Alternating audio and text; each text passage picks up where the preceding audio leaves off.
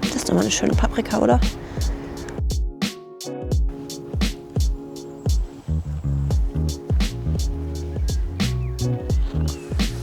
Willkommen im Garten. Ich habe gerade einmal nach meinen Möhren geschaut. Die habe ich, wann habe ich die ausgesät? 13. April, also knapp 10 Tage her.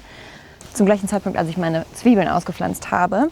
Ich habe da so Dachlatten draufgelegt, damit die Erde darunter feucht bleibt. Möhren brauchen nämlich ultra lange, um zu keimen und müssen in der Zeit möglichst feucht gehalten werden. Ich gehe mir jetzt mal meine Latzhose anziehen und einen Fadenmäher holen.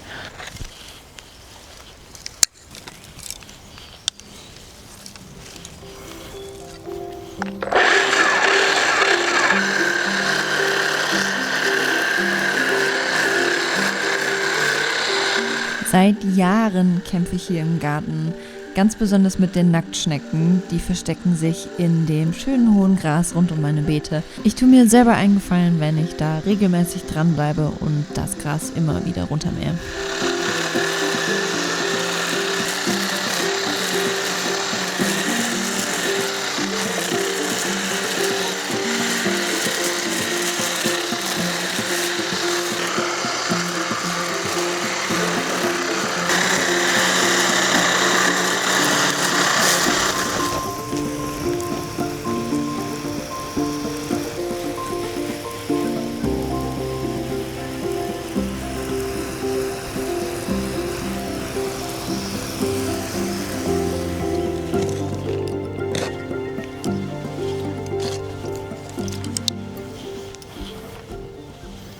Ich bin auf dem Acker. Hier ist nicht wirklich viel passiert diese Woche. Was ich fertig gemacht habe, ist das Kürbisbeet hier hinter mir. Das hat eine Schicht Kompost und Papier gekriegt. Und ansonsten habe ich ehrlicherweise gar nichts gemacht. Die Erdbeeren hier hinter mir, die sehen super aus. Die sind sehr schön angewachsen. Die haben schon deutlich mehr Blätter als vor einer Woche, als ich sie ins Beet gesetzt habe. Das macht mich sehr glücklich. So, und jetzt beschäftige ich mich mit diesem Drittel hier hinter mir. Ich würde sagen, der Rest, das, was ich schon geschafft habe, sind tatsächlich so ungefähr 2 Drittel.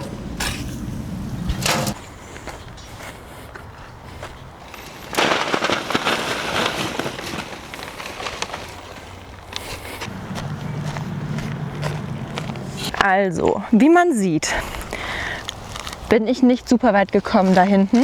Mir ist das Papier ausgegangen und dann habe ich mir eine Erkältung eingefangen. Ich habe mittlerweile neues Papier gekauft und ich habe überlegt, ob ich heute vielleicht wenigstens 2 weitere Beete mache, weil dann hätte ich nämlich genug Platz für meine Paprikas und meine Chilis, die sollen da hinten hinkommen. Aber ich glaube, damit würde ich mich einen Ticken übernehmen. Deswegen habe ich mir eine andere Aufgabe ausgesucht. Meine ganzen vorgezogenen Pflanzen stehen jetzt draußen und fangen an abzuhärten. Jeden Tag einen Ticken länger. Was ich aber sofort hier pflanzen kann, jetzt sind die Dahlien, bei denen ich es nicht geschafft habe, sie zu teilen und vorzutreiben. Der Plan ist, dieses Beet hier soll komplett Schnittblumen werden, hier hinten Dahlien und dann habe ich Kosmen, Sinien, alle möglichen Dinge vorgezogen.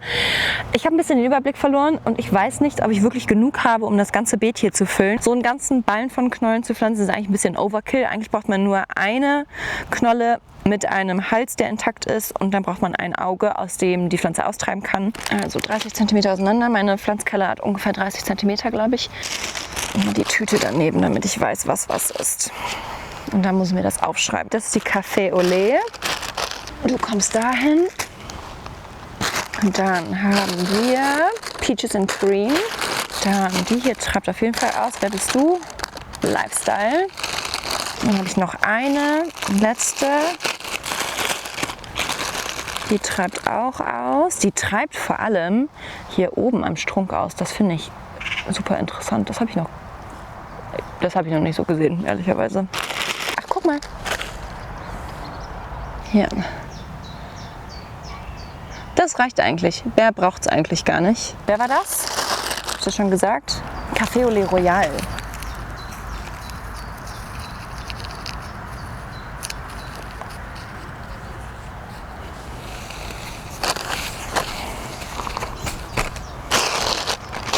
Numero uno.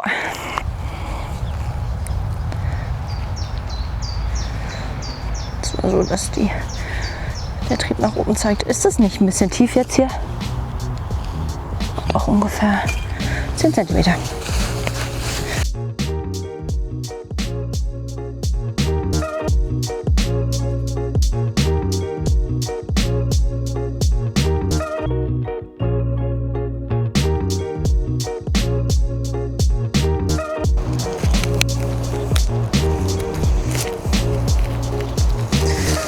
ein neues Papier.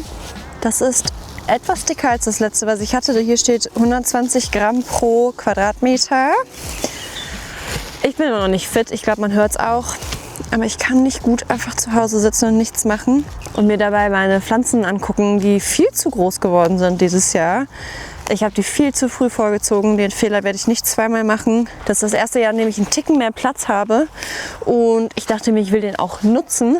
Und ich könnte die Pflanzen was früher vorziehen. In der Hoffnung, dass ich dann auch früher ernten kann.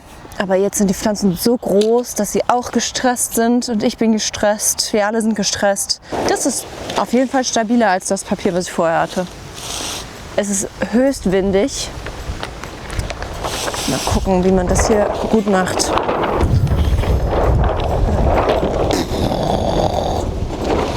Jo! Bevor die nächste Windböe kommt.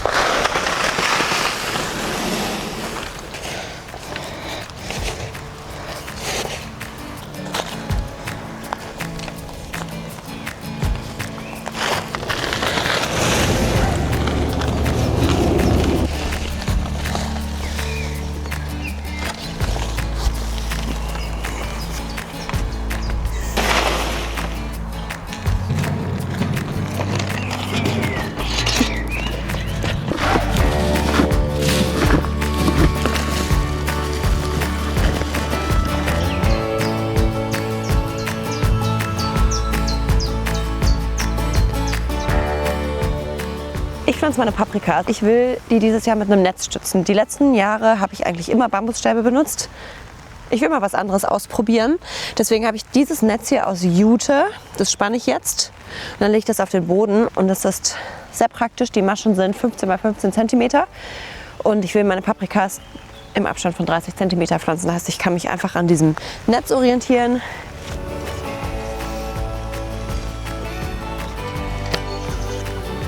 Das ist auch alles ein bisschen krumm und schief.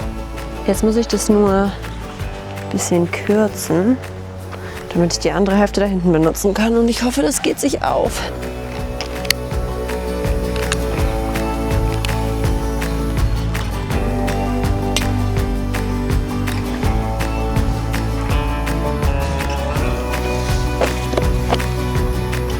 Zwei Dinge habe ich. Zum einen finde ich meine Pflanzen zu groß. Wann habe ich die denn ausgesät? 25. Februar. Es gibt welche, die finde ich auf jeden Fall deutlich zu groß. Die hier ist ziemlich spindelig und dürr, habe ich das Gefühl. Aber dann habe ich auch andere. Ich hatte hier eine, die fand ich richtig gut. Wo ist sie denn? King of the North. Guck mal, das ist doch eine schöne. Ich finde, die sieht super aus. Die ist gedrungen, die ist schön stabil, die sieht sattgrün aus. So hätte ich sie gerne. Wenn sie alle so wären, dann wäre ich sehr zufrieden. Zweite Sache. Ich wünschte, ich hätte die ein bisschen besser abgehärtet. Die gesamte vergangene Woche war purer Sonnenschein, eigentlich optimal, um die Pflanzen abzuhärten. Aber es war auch leider sehr windig und ich wollte die nicht gleichzeitig stressen mit Wind und Sonne. Fakt ist, die Pflanzen wollen raus. Deswegen kommen sie jetzt auch raus heute. Das ist doch mal eine schöne Paprika, oder? Ich finde, die sieht super aus. Die Blüte hier, die knipse ich raus. Die Pflanze soll sich jetzt erstmal darauf konzentrieren, Wurzeln zu bilden und anzuwachsen. Also ich habe hier angefangen, ne? Dann sind das doch wahrscheinlich alles King of the North. Ja. Was ich über Paprikas gelernt habe, ist, die halten gerne Händchen. Also die werden tatsächlich auch ganz gerne nah gepflanzt. Das ist oder das ist eine Sweet Banana. Wo sind denn die anderen Bananas? Du siehst auch noch aus wie eine Oder. Dreimal Oder, dann kommen die als nächstes. Hierhin, hierhin. Die sehen ein bisschen wobbly aus. Mir ist gerade aufgefallen, ich habe überhaupt nichts, um zu markieren hier, welche Pflanze welche Sorte ist. Das muss ich mir dann wohl gut aufschreiben gleich. In jeder von diesen Schalen sind 12 Paprikas drin. Die sind in 9 cm Vierkanttöpfen. Die passen da perfekt rein. Ich bin sehr, sehr glücklich mit diesem Setup. Das ist die Kapia. Beziehungsweise ich vermute, es ist die Kapia. Das ist Saatgut, was ich von Verwandten aus Ungarn bekommen habe. Und ich hatte die mal auf Instagram gepostet und da hat mir jemand gesagt, die sieht sehr aus wie eine Kapia. Und er hat auf jeden Fall recht. Ich stimme ihm zu und seitdem nenne ich sie einfach Kapia. Barakan. Das ist so lustig, ich habe schon wieder ganz vergessen, was für Sorten ich ausgesät habe.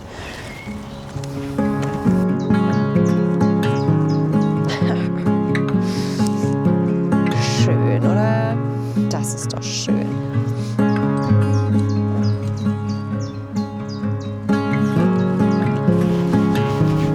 Top.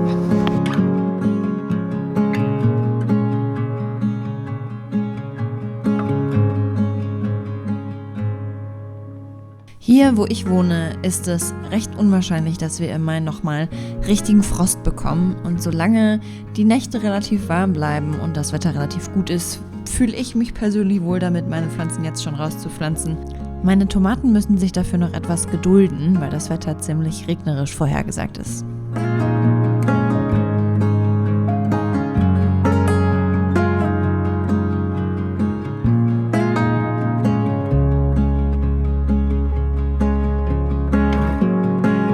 Ich habe vergessen, dass ich diese Topfplatte auch noch im Auto hatte. Das sind mein Brokkoli, Blumenkohl, Weißkohl, Rotkohl, Sellerie, Sinjen und Kosmen. Kleiner Mix, bisschen was von allem dabei. Der Kohl kommt in dieses Beet hier. Der Sellerie kommt irgendwo hin und die Kosmen kommen hier in das Blumenbeet. 1, 2,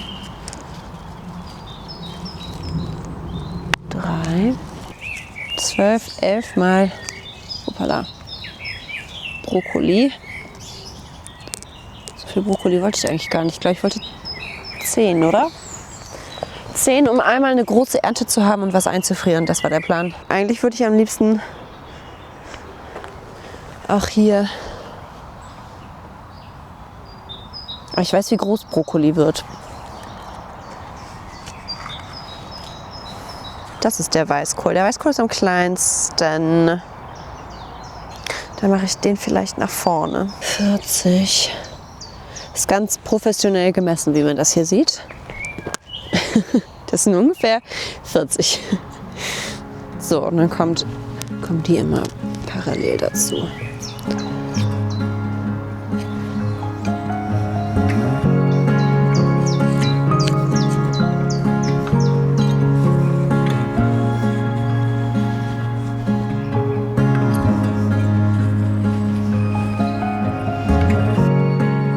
Damit ist der Pflanzmarathon hier offiziell eröffnet und die Beete werden ab jetzt jeden Tag ein bisschen mehr befüllt. Vielen Dank fürs Zuschauen und bis zum nächsten Mal.